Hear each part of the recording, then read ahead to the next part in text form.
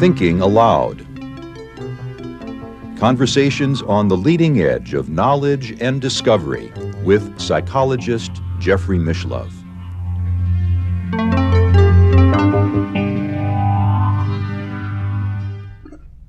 Hello and welcome. I'm Jeffrey Mishlove. Today we're going to look at patterns in the reincarnation evidence.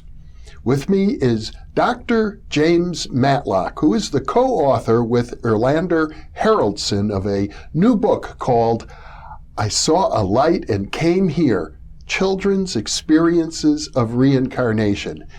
Dr. Matlock is an anthropologist who has authored several dozen papers and academic journals and book chapters dealing with parapsychology, reincarnation, and anthropology. Welcome, Jim.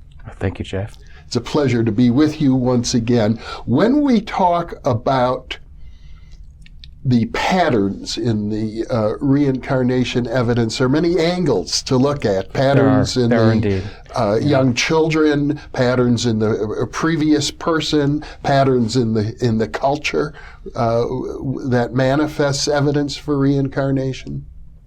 There are, and maybe we should start by saying that one of the most important patterns that we see is these are cases that deal with children, children who have these past life memories, and not adults so much. There are few adults, though. There are a few adults, but the adults tend to have slightly different patterns than the children. So when I'm talking about these patterns, I'm talking specifically about the patterns that have emerged from our studies of children. And if we have time, we can maybe compare some of the adult patterns to the child. But, most of the significant things that I'll be talking about are similar between adults and children.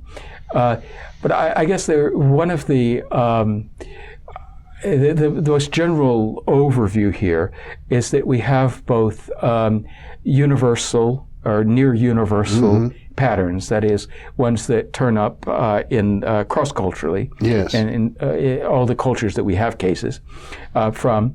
And then we have patterns that are more specific to a culture linked, I like to say, rather than culture bound, because they're not really that tightly culturally related. Linked versus universal. Versus universal or near universal, because in either case are we talking about ones that about features that occur everywhere always, or cases that are so tightly linked to a culture that they always occur in that culture and never in other cultures. So that's why I prefer to say culture linked rather than culture bound, and universal or near universal, just so that's clear. And then on the another major distinction when we're talking about the universal or near universal features, some of them have to do with the case subject, and that's the term. It comes from Ian Stevenson's work. He was the first to use that. The research subject being the child. Being the child in this case, right, exactly. The person who recalls the previous life, the person who identifies with the previous person is the subject. And then the previous person is the person whose life is recalled, identified with.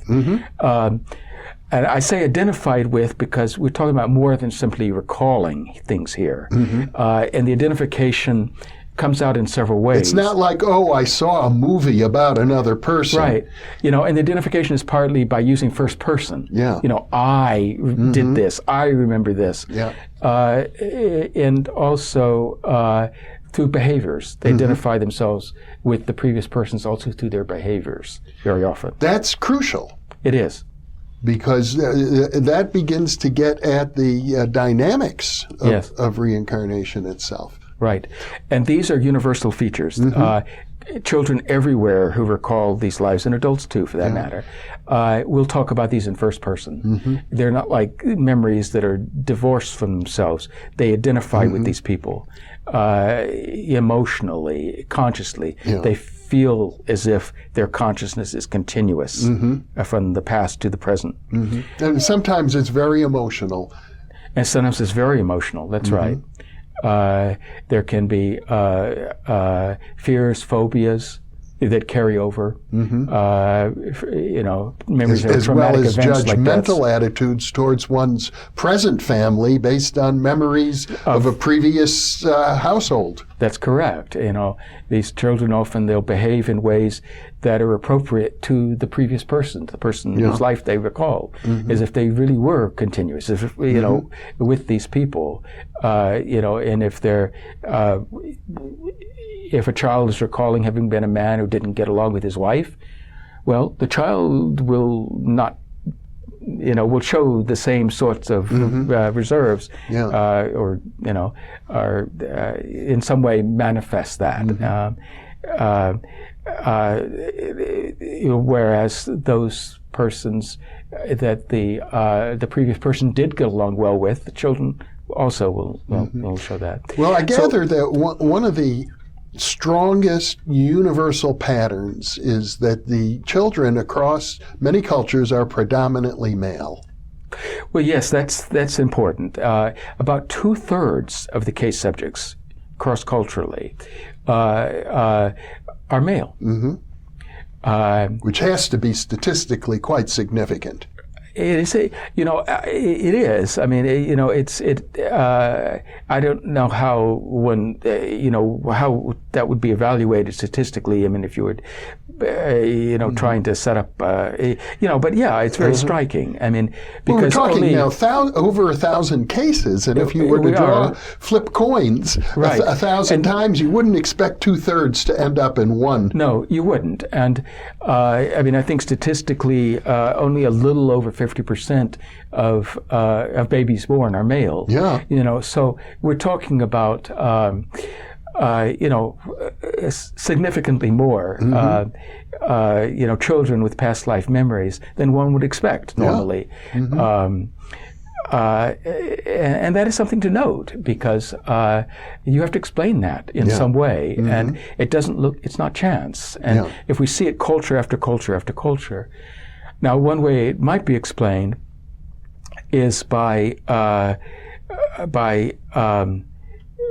and I'm jumping ahead of myself here, because I'm getting into a feature that has to do with the previous person. Let me for a moment stay with the subject, though, and talk about the universal or universal features that have to do with the subject. So one of them is in fact that the majority of cases are males. Yeah. Another one that we also talked about is these that we see, memories, behaviors, and also physical features associated with these cases. Yes. That also is a universal or near universal feature. Let's review that again. Memories, we've talked about. Right. Behaviors might be certain habits that a child has. It can be habits, yes.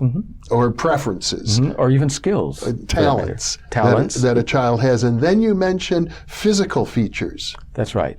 For instance, birthmarks or physical likenesses. Yeah. In some cases. Even deformities, perhaps. Even physical deformities, birth defects, linked to the previous lives, often to the way the previous person died, will show up in these cases. So you're not relying on just the memories? No, we're not relying on just the memories, and we're looking at the whole constellation of signs. Yes. The memories just being one part of it. The emotional identification with the previous person being another, aspect of it. Yeah. The behaviors and so forth. So these are all, near universal features. I mean, features that we see very commonly, cross-culturally. Now, typically, does a case involve all three: memories, behavioral patterns, and physical marks or effects? The better cases do, yes. There are cases there. I believe these cases are much more common than we realize.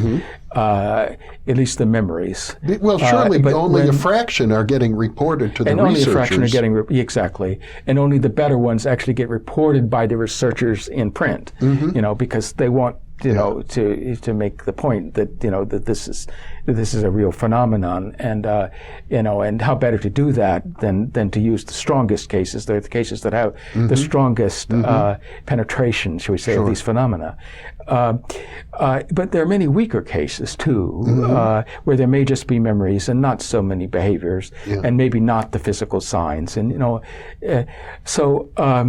but another and the last of the near universal features I'll mention is the young age at which these children start talking about the previous life. They can start as early as 18 months. As soon as they start to speak. As soon as they start to speak. In some cases, literally as soon as they start to speak, the first thing they say will be something that later, you don't see it at the time, but later you see is connected to the previous life. They'll say something. Sometimes it's a name, sometimes it's just, they just happen to mention something, which later turns out to be connected. Because it takes a child a little time to really develop language. Yes, and the ability to really, so even if they have these memories, and they may very well have these memories in their mind, they're just not able to communicate them for a while. Sure. But anyway, from 2 to 5 is the main window at which these cases begin. Now, the children, once they start talking about these, typically will continue for a few years. But then after a few years, typically again, the memories fade. And that normally happens by late childhood. Late childhood meaning 10? Yes, 5 to 8 is what we usually say. Now, there are exceptions. There are a good number of exceptions. In fact, my co-author on the book, Erlinda Harrelson, studied this phenomenon in Sri Lanka and in Lebanon, looking at the retention of the memories, and found that a good number of children, about a third, in fact, of the children who in young childhood had talked about these memories retained some of them, at least some of them, into adulthood. So we can't say that the fading is inevitable. It's not. But we can say that it's common. 2/3 of the cases it does happen. Well, I would imagine as a child gets older, they develop more ego, they develop more of an interest in the external world and their playmates and friends and social status, and so they develop other priorities. Exactly. And other priorities and new things to be concerned with, because each life is different. I mean, we're different people in each life, it seems, from these cases. Even though, from the cases that we've studied, it seems that we generally reincarnate in the same general area, often in the same ethnic group, often in the same religious group, often in the same race, in our comfort zones, as it were. Now, again, there are exceptions, but that's another pattern that we can say, is a near universal pattern that we see cross-culturally. That holds up. So those are the universal or near universal patterns on the subject side. Well, I was going to say, I know a little bit about Jewish attitudes towards reincarnation. Reincarnation is accepted in Orthodox Judaism, but I learned from a rabbinical student that amongst Orthodox Jews, it is considered that Jews only reincarnate as Jews. You see, that's a very strong cultural belief. Right. So I would imagine that belief impacts the sorts of reports that come out of the Jewish community. I'm sure. In fact, we don't have. They also keep them quiet. I don't talk about them very much, so we have very few Jewish cases. You find the same thing, though, among the Druze, interestingly enough, which is they're a Shia Islamic sect found in the Middle East, Lebanon, Israel, Golan Heights, and in Syria. And the Druze also believe that one is always reincarnated as a Druze. Anywhere in the world, perhaps but you're always a Druze. So it's interesting to find so close together is such a similar belief. But Now, in tribal societies, you don't necessarily have a strong belief that you're going to be reborn in that society, but you generally are, at least judging from the cases. Well, and tribal societies have a very strong foothold, I guess would be the word, on the members of that society. If you're part of a tribe, you know it. Well, that's right. Yeah, and there are cultural reasons also to want to be born in the tribe, and not only in the tribe, but appropriately within the tribe. And this is something I've looked at, interestingly enough, so that you can inherit in your next life what you had in your present life. And you do this by reincarnating in the family, and being recognized often by birthmarks, by dreams or other things, or by things that you say, and given your name back, and your name is linked to certain properties, and as you grow older, certain other prerogatives and things. So as long as you can be identified with the person you were before, you can get back what you had before. That's fascinating. I know in my family and in other Jewish families, there's a strong tendency to name a child for a deceased relative. But it's never, or at least not in contemporary modern American Judaism, reincarnation doesn't come up as a reason for that, but perhaps it's a leftover, a vestige. A survival is an anthropologist, Edward Tyler it's what his term for it was, a survival from the past, and carried forward. It might well be. And we'll come back to to this point of kinship. Of kinship. I want to come back to that later when I talk about the culture linked patterns. But to talk a little bit more about the near universal patterns on the previous person's side, as opposed to the subject side of the case. One that we mentioned a little bit earlier is the high incidence of violent death. Extremely significant. And 50% of solved cases being ones where the previous person was identified, that is, the person that the child identifies with is actually and I believe you mentioned there's some 1,700 solved cases in the records at the University of Virginia. Right. At Stevenson's Stevenson, of course, died in 2007, but his work has been continued there by Jim Tucker and others. And the files have been maintained, they're being computerized, and they now have, among 2,500 cases, 1,700 of them have been solved. That's a lot of research. A lot of research. When you consider that every one of those cases was investigated in the field. So they're not simply anecdotes, they're actually investigated cases. Corroborated cases. Investigated and corroborated. So,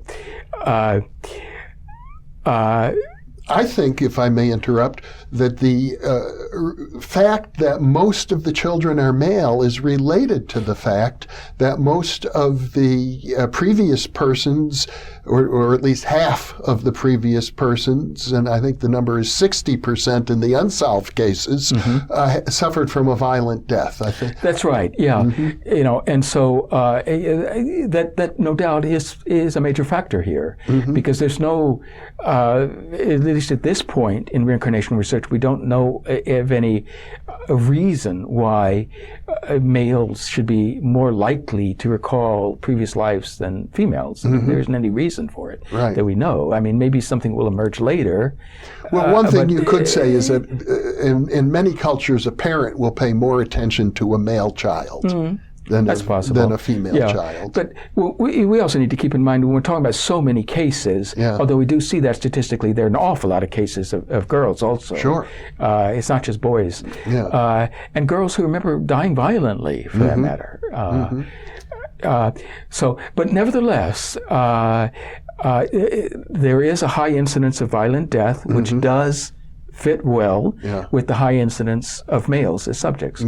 Presuming that males suffer more violent deaths than females. And I think that probably we can say is true. I imagine it is. I haven't seen the specific statistics on that, but the other issue is that women often get battered themselves. I mean, women suffer a lot of violence at the hands of males. But the other issue I wanted to bring up is that if I'm correct, that typically the previous person was of the same sex as the child. Is that not true? Yes. If we're looking at, now we're getting into the cultural variations, though, because that is something that varies by culture. Overall, when we look, cross-culturally, globally, most of the time, the previous person is the same sex, so it stayed, the sex has stayed the same. But that does vary a lot. That is one of the most significant cultural variations probably because there are cultures in which it's said that you can't change sex. Now, I don't know how it is in Judaism, but among the Druze, they believe you can't change sex. You must always remain the same sex, no matter how many times you incarnate. That's right. You're always the same sex. Okay. In fact, I think in Judaism, actually, to change sex is a demotion. I mean, it's not. I'm thinking in karmic terms now, and I shouldn't. But it's at least in some, from what I've read, in some Kabbalic, and mainly it's in the Kabbalah that you find a thinking about reincarnation. In Judaism, it's said that you've done something wrong. Well, there are many attitudes in Judaism regarding, pure and impure, clean and unclean, and so conventionally, I think it's thought that males have a higher status than women. Women are not allowed, for example, to touch the Torah just in case they might be menstruating. On the other hand, you mentioned the Kabbalistic Jewish mystical tradition, which is one that tends to elevate the female. So you get different strains even in Judaism. Well, anyway, for the Druze, you cannot, and we don't have any Druze sex change cases. Isn't that interesting? So the cultural belief, one might say, is so strong that it affects the actual data. Cases. It does. But whether it affects it from the inside, shall we say, or from the outside, because it could also be just a matter of reporting. These cases could be suppressed. They might occur, and we just don't learn about them. But it does seem as if in places like that, and there are a few others, like in tribal societies in Northwest North America, which also insist that you can't change sex, where we don't find these cases. But in most places, it's allowed, and yet the incidence varies from one place to another. So it's sort of curious. But it might range anywhere from, I'm going to guess, around 10% at the low end is a change in sex to some higher number, maybe. Something like that. Yeah, exactly. Right. Now, another curious thing here is when there are sex change cases, an equal number of girls do not recall having been boys or men than boys recall having been girls or women. In either 14 or 15 or 15 or 16 of American cases of sex change that Stevenson looked at, the subjects were girls recalling having been boys or men. So again, we find, the preponderance of males in the previous persons. It's a previous person. Even in these sex change cases. It might even lead one to think that males tend to reincarnate, and maybe females don't. Maybe females stay on the other side. You know, that's one way to interpret it, but we all have to remember that we're talking about cases of past life memory. Yeah. And we have to be careful not to generalize from the memories to reincarnation as such, to keep that separate, because it's possible to reincarnate and just not remember. And certainly at this point in time, there's no reason to think that the 2,500 cases that have come to the attention of researchers are at all representative of the overall population of people who have reincarnated. No, I mean, we can't be sure. There's no way to be sure of that. Yeah. Yeah. In fact, there probably are cultural biases, for one thing. As you mentioned, as we mentioned in our previous interview, Stevenson's looking for cases that are highly evidential. So cases that might be very interesting but not evidential would have lower priority for him. That's correct. Yeah, we really need surveys, systematic surveys, in a variety of countries, if not all countries, about the incidence of these cases to really understand that. And we don't have that yet. We have only one survey. Well, I suppose it's worth mentioning that maybe since reincarnation research began, maybe 50, 60 years ago, in the modern era since Stevenson, worldwide, there are probably only a couple dozen people working part-time in this area. That's another very good point. Yeah, we need more people doing this, taking an interest in it. But until the academic climate changes, until materialism weakens a little bit further, there are not going to be many people, I'm afraid, who are going to go into this. Well, now let's talk about some of the other culture-linked patterns in the data. Okay, so one of them was, of course, sex change. Yeah. Another one, interestingly, is the length of intermission, that is, the length of time between lives. In Asian cases, in general, well, let me first say, globally, overall, the median is 16 to 18 months. Median meaning there is many cases with intermissions longer as there are with intermissions shorter than that.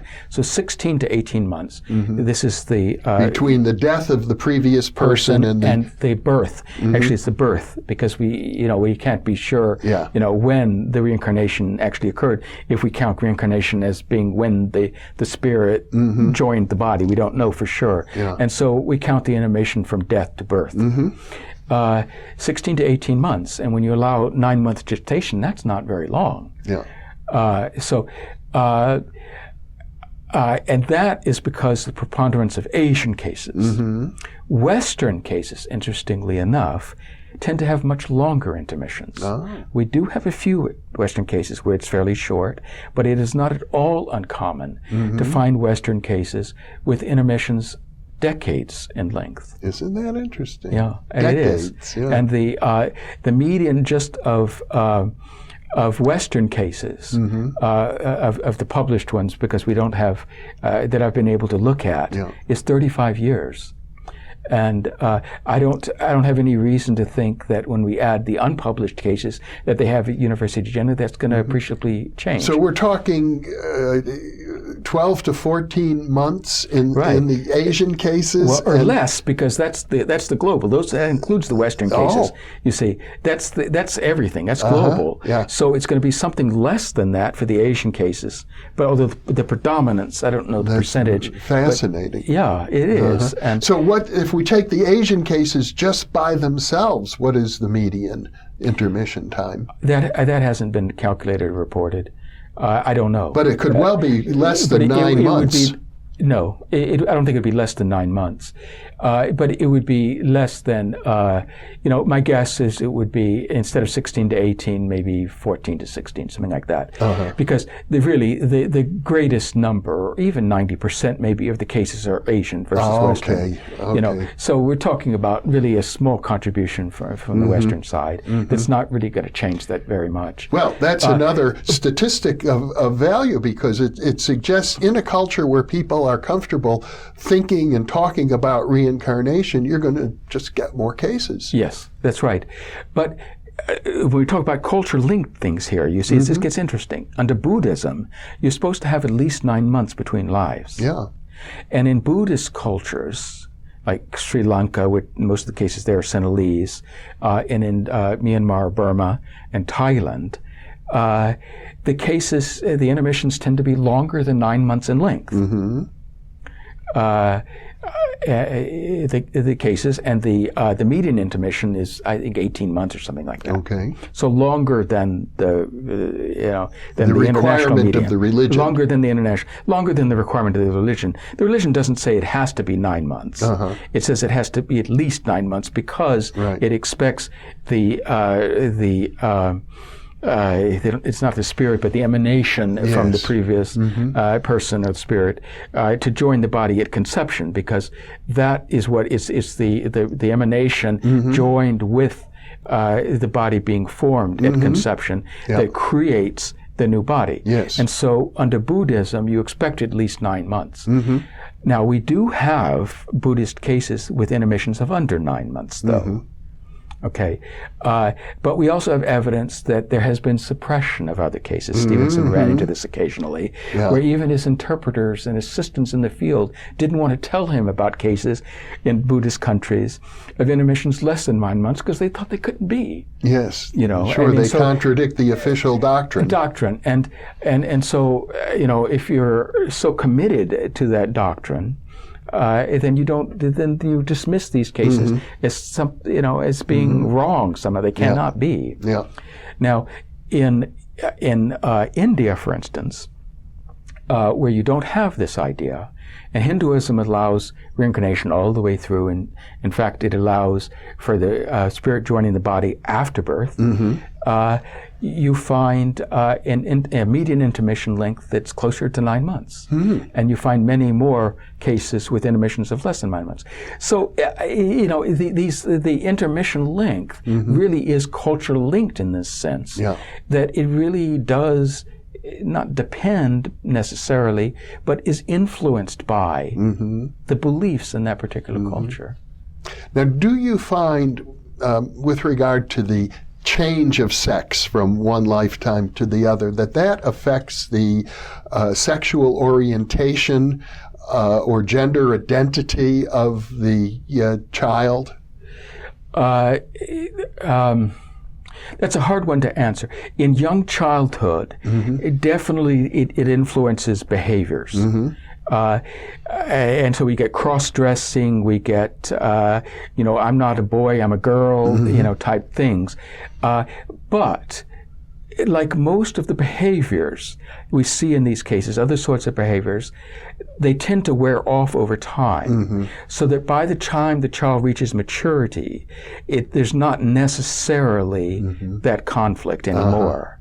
There can be. In a minority of cases, we do see it continue into adulthood. But in the majority of cases, actually, it falls off. Well, what are the other primary patterns that you find in the data? Well, we've talked about most of them. We talked about the universal ones on both sides. On the previous person's side, we've talked about intermission length, we've talked about the sex change, we've talked about violent death. Those are the main ones. There's also the question of kinship.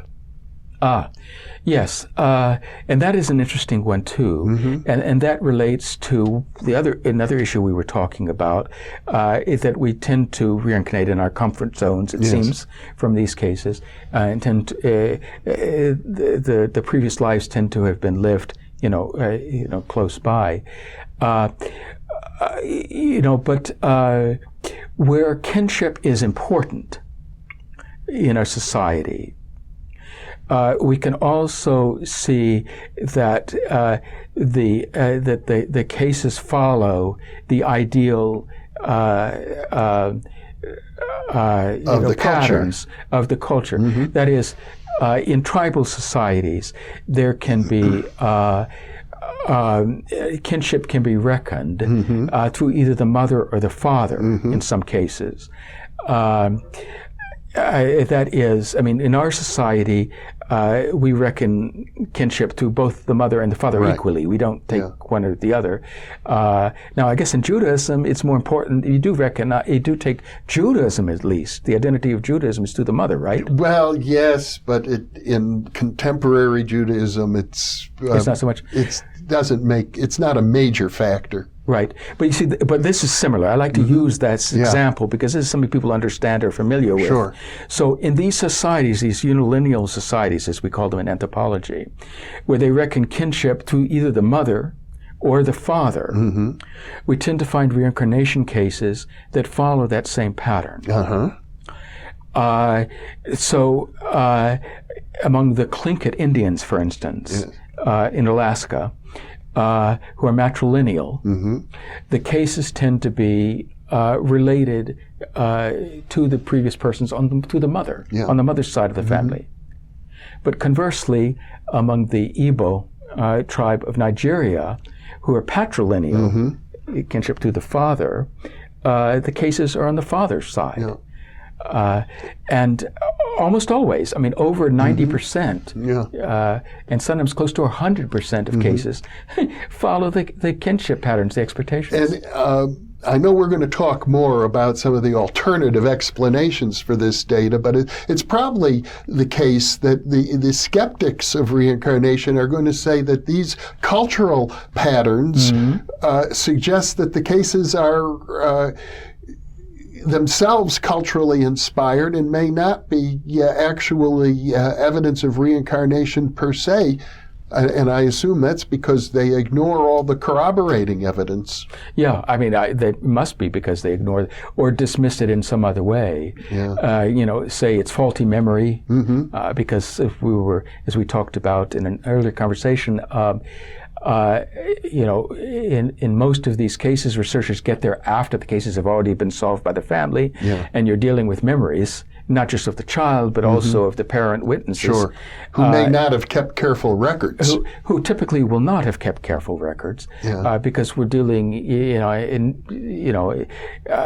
we're dealing with small societies, in a real life situation, and village, very often in village. And also, it's important to remember, many of these cases were studied some years ago, decades ago.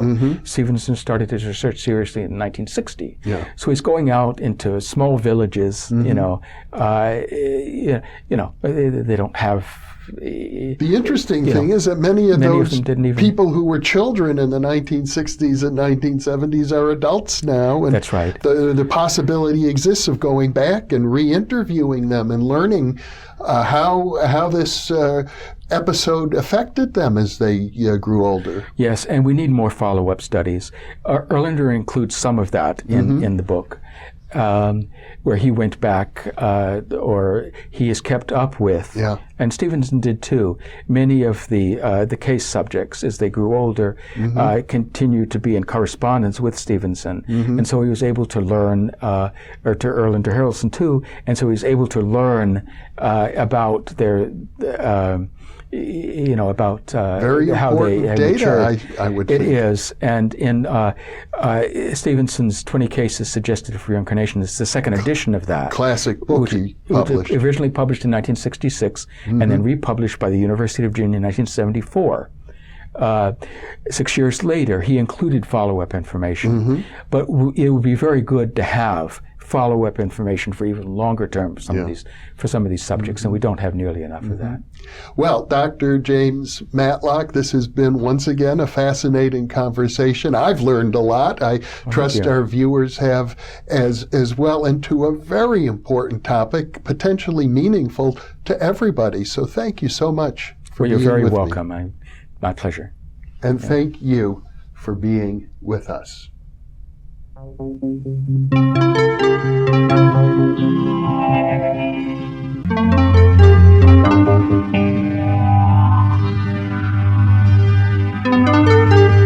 you.